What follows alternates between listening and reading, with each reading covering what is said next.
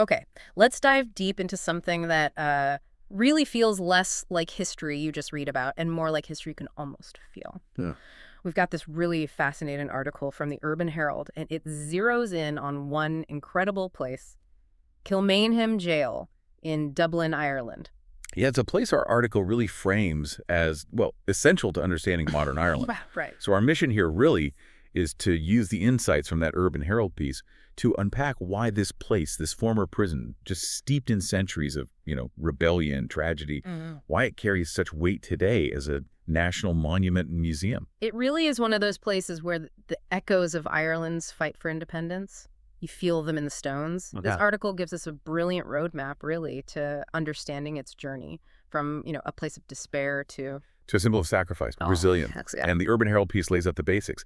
Kilmainham Gaol opened 1796, operated as a prison right up until 1924. But it's that transformation from working jail to this major museum that holds its enduring significance. The article really stresses its importance comes from who was held there and the pivotal events that happened inside those walls.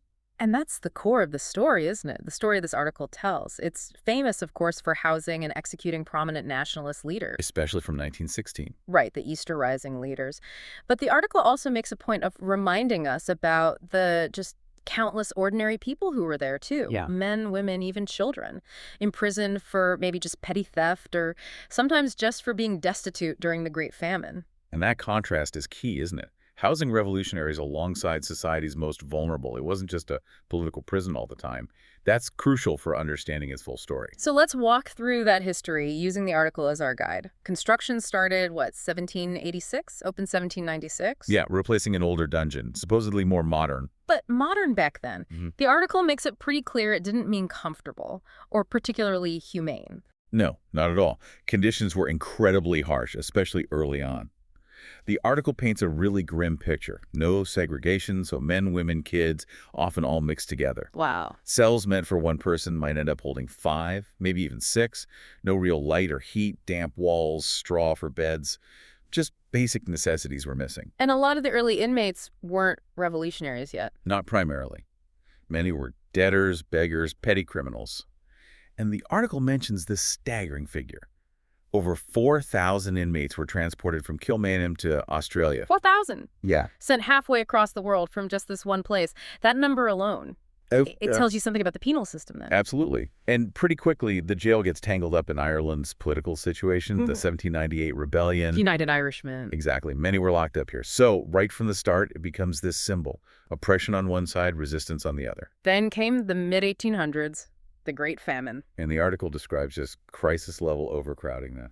Utterly horrific. Right. And it highlights one of the most, heartbreaking details. Some people were jailed for stealing food or begging, desperate acts. But others actually tried to get arrested. Tried to get in. Yeah, because the meager rations inside Kilmainham, as bad as they were sometimes seen as a better chance of survival than staying outside. Seeking out prison just to eat. That says everything about the desperation. It really does. And as the 19th century wears on, the jail becomes even more linked to the political struggle. Fenians, land leaguers fighting for tenant rights, home rule advocates. All finding themselves in prison there. Right. The article specifically mentions Robert Emmet, leader of an 1803 rebellion, executed there, and Charles Stewart Parnell, the big land league figure, held in 1881. But then comes the period the article really emphasizes as defining the jail in the national memory. The 1916 Easter Rising, or rather, its aftermath. Right.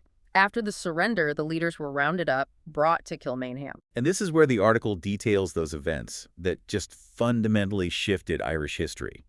Between May 3rd and 12th, 1916, 14 men. Executed by firing squad in the Stonebreakers' yard. Including all 7 signatories of the Proclamation of the Irish Republic. The article names them Patrick Pearse, Thomas Clark, Thomas McDonough, Shane McDiarmada, Eamon Siant, Joseph Plunkett. And James Connolly. The story about him being executed while tied to a chair because he was so badly injured. Yeah, it's incredibly poignant. And these weren't secret executions. The authorities were making a statement. But the outcome, as the article really captures, it wasn't what they intended, was it? Not at all. It didn't crush the movement. It ignited it. The shock, the horror. It turned these men into powerful martyrs. Galvanized support for independence of like nothing else could have. Exactly. And Kilmainham's role didn't end there. It continued right through the War of Independence, the Irish Civil War. Holding IRA members, anti-treaty forces. And women active in the struggle, too. Figures like Maud Gonne, Nora Connolly, James Connolly's daughter. Dorothy McArdle, whose prison diaries are mentioned as really valuable records. Yeah. And the Civil War brought more executions, hunger strikes, more tragedy within those walls. Until finally, 1924, it's decommissioned as a prison. Right. The article notes Eamon de Valera, who'd been imprisoned there after 1916 but wasn't executed, and later became president. He was the last formal prisoner to leave. And then it just fell into ruin. For decades. Pretty much, yeah. Left derelict.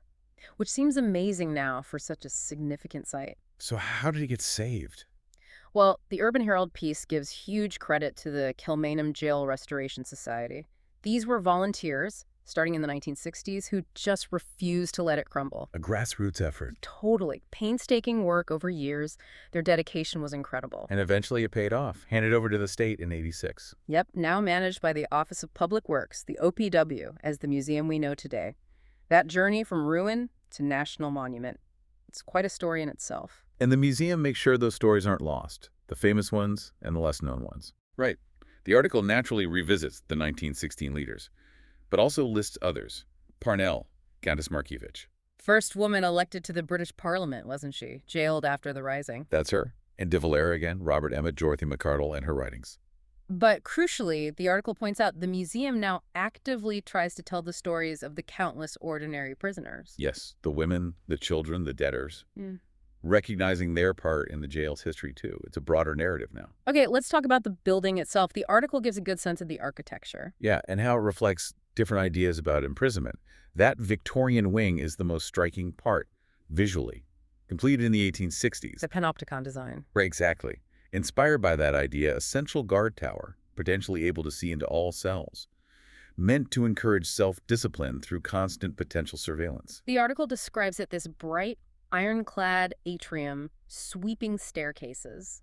It looks almost like a cathedral in photos. So different from what you'd expect. But the reality, as the article points out, was less about genuine reform and more about psychological control.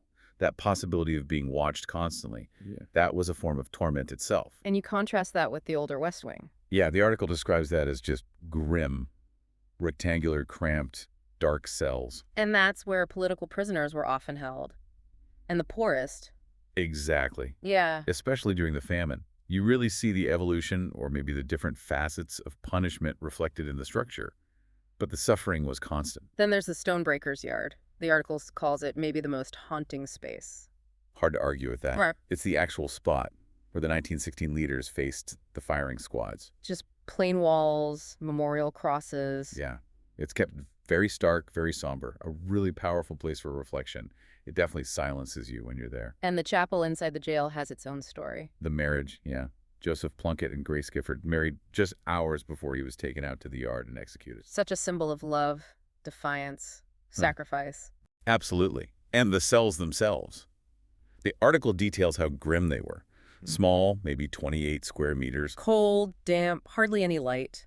A single candle every couple weeks. Straw beds. Yeah. Yet the article also notes the small signs of human resilience.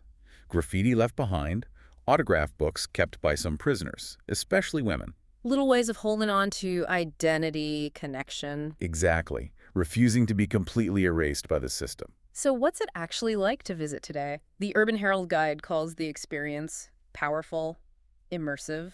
And a key piece of info from the article.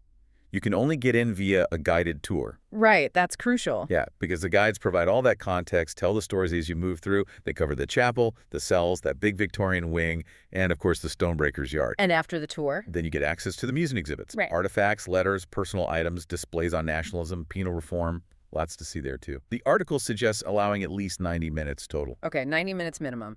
An hour for the tour, plus museum time. And here's the really vital practical bit from the article. Booking. Ah, yes. The warning. It's absolutely mandatory to book your tickets online in advance. The article is very clear. Official website only, no third-party sellers. And they sell out fast. Weeks in advance, apparently, Yeah. especially in busy times. They release tickets 28 days ahead, midnight Irish time. Okay, plan way ahead. Any hope for last-minute tries? The article mentions checking the website for cancellations around 9:15 a.m. on the day itself, but it really emphasizes, don't rely on that. Book ahead. Got it. Official website. Book early. Location. Inchicore Road, about 3.5 kilometers west of Dublin city center. Easy enough to get to by bus, Lewis tram, bike, or walking, the article said. Parking. No parking at the jail itself, but paid parking is nearby at the Irish Museum of Modern Art, IMA. What about accessibility? The ground floor is accessible, and the article mentions you can email them in advance to arrange a special ground floor only tour if needed. But it also notes it's generally not suitable for kids under 6 and no buggies allowed on the tour. Good to know. Any other visitor tips from the article? Yeah. Photography's okay, just no flash or tripods. Dress warmly, stone buildings get cold and damp inside, whatever the weather. Good point. Arrive early for your tour slot. They start right on time. And definitely talk to the guides, ask questions. They're incredibly knowledgeable. And always check the official website for the latest updates before you go. Sounds like solid advice. And the visitor numbers show how popular it is. Now, over 258,000 in 2023. Fourth most visited OPW site in Ireland. Draws people from all over. And the article really sums up why people should go, doesn't it? It's not just looking at an old prison. No, it describes it as an emotional journey, a place where history feels really immediate, personal. You get insights, you reflect. It connects you to the past. The article calls it a window into Ireland's soul. And its struggle for justice, liberty. Absolutely. Plus, its atmosphere means it pops up in films. Right, the article mentioned that, the Italian Job, the original one. In the name of the father, Michael Collins, even TV shows like Ripper Street. That adds to its recognition, I suppose. Thinking about its legacy, the Urban Herald article uses that strong comparison, the Bastille of Ireland. Yeah, linking it directly to revolution, overthrowing oppression, the birth of a nation. It really embodies both suffering and hope. A place of oppression that became a symbol of sacrifice, resilience. And ultimately, the fight for freedom. The article makes the point that the stories of everyone imprisoned there, famous or ordinary, they're all part of Ireland's national memory now. And preserving the jail keeps those stories alive. Exactly. Ensures they're remembered and continue to, well, resonate. And if you are planning a visit, the article suggests making a day of it, some nearby spots. Yeah, it lists the Irish Museum of Modern Art, which is right next door in the Royal Hospital Kilmainham building. Beautiful building. Phoenix Park isn't far.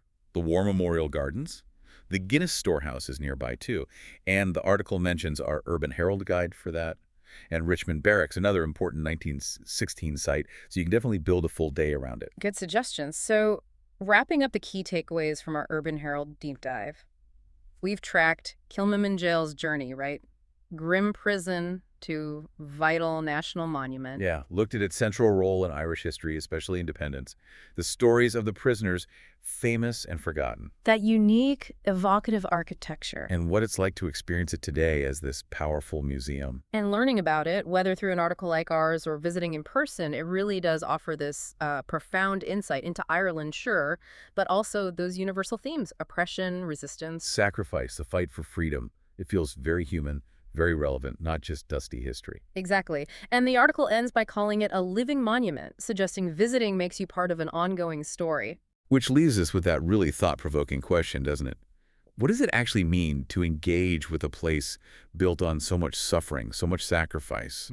How do those echoes in the stone walls, how do they speak to struggles for justice and liberty that are still happening right now around the world? It really makes you think about the cost of freedom, the resilience needed, lessons that still hit home today.